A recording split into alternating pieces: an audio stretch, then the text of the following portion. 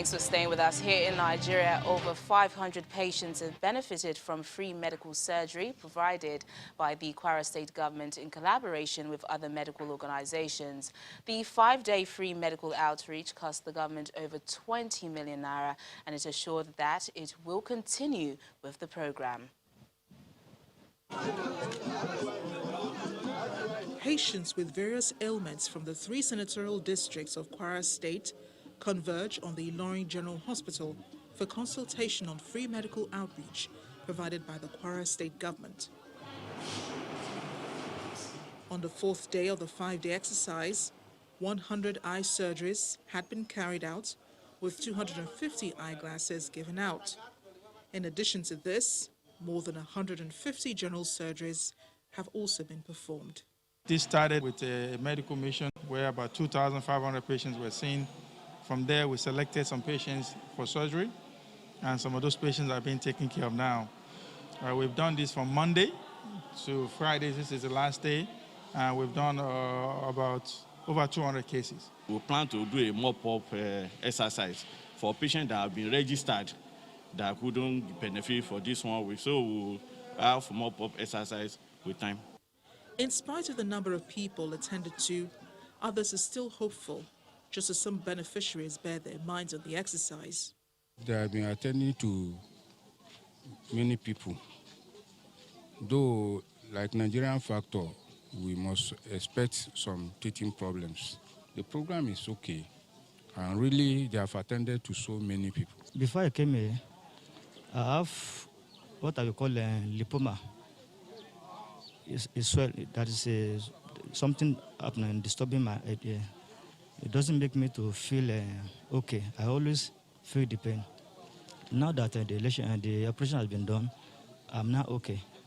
On its part, the Kwara State government says it will continue to partner with credible medical organizations to provide free medical services to residents in the state, while also working on improving its medical facilities.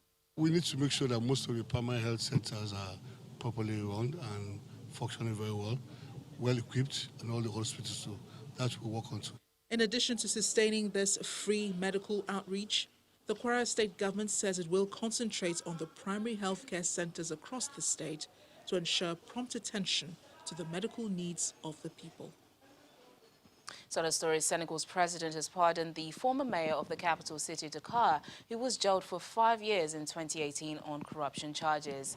Khalifa Sall was arrested in March 2017 for allegedly embezzling $3 million in public funds. But critics accused President Macky Sall of making up the charges to remove a political rival. The conviction barred the popular former mayor from standing in February's presidential elections, which President Macky Sall won 58% of that vote, earning him a second 5-year term. A presidential decree has been released that totally annuls Khalifa Sall of his sentences.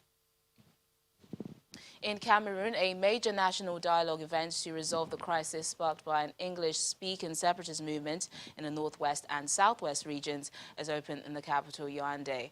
Some 500 delegates composed of church leaders, the civil society lawyers, political party leaders, and the military and state officials are expected to attend the government-organized event. English-speaking separatist leaders, who are mostly based outside the country, were also invited for the talks, but they said they could not attend due to concerns over their safety and security. They also want the venue of the meeting to be in a neutral country. Participants will be discussing issues related to bilingualism, cultural diversity, education and justice systems, as well as decentralization, among other issues. It is in order to put an end to these acts of violence and to enable the Northwest and Southwest regions to regain the necessary serenity for the full development of the people living there, that the head of state decided to convene this major national dialogue. We are here to pay tribute to all the innocent victims of the atrocities of the last 3 dark years. Now, the United Nations is running clubs for Libyan children after conflict disrupts their schools, practically stopping their education. But now, at least 1,000 Libyan children forced to miss classes by the war over the capital, Tripoli, are now attending summer clubs at local schools.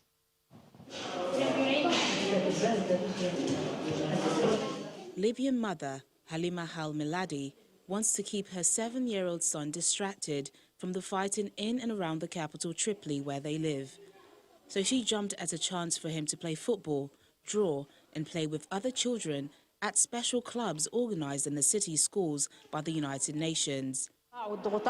I pushed my son to participate in the summer club to keep him away from the pressures of what the country is going through in general.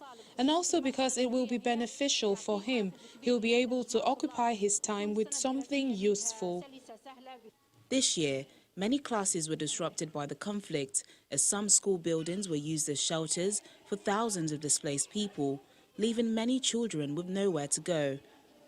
Around 1,000 Libyan children now attend such clubs, located in the center of Tripoli, which is calmer than the south. Due to the current circumstances in Tripoli, recreational places were limited for children, and they found themselves with a lot of free time while at home. This is why we agreed with the Education Ministry on opening some of the schools during summer and carrying out some activities in them. At Al Jihad Primary School in the Souk Juma area, students practice music and sports. A group of young children sit around a table, busy with handicrafts. The children are affected by what is happening, and through these activities we have tried to integrate them, and they have improved.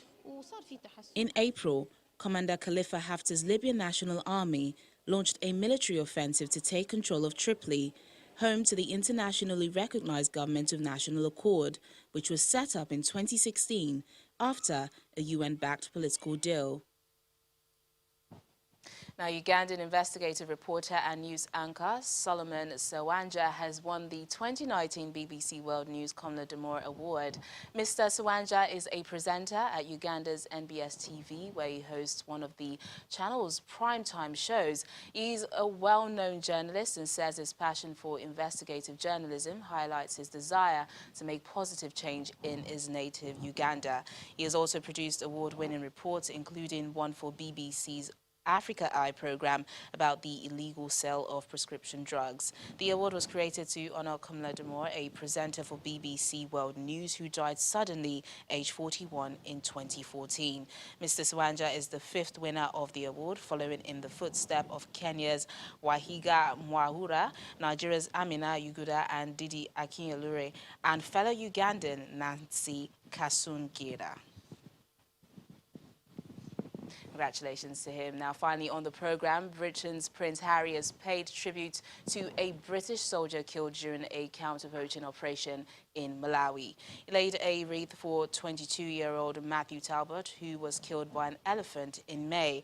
According to a post on his Instagram account, the Duke was honored to pay respect to Guardsman Talbot, who played a huge part in conservation efforts. Prince Harry visited Ulwande National Park in the southeast of the country, where Guardsman Talbot had worked on a joint mission with the British Army, the Malawian government, and African parks. The Duke and Duchess of Sussex are on a 10-day tour to Southern Africa, their first official overseas trip with their 4-month-old son, Archie. Meghan and Archie have remained in South Africa, while the Duke is currently on a solo tour that has also seen him go to Botswana and Angola. Well, that's the program today. Thank you so much for watching. I'm Teniola Shoboale. Bye for now.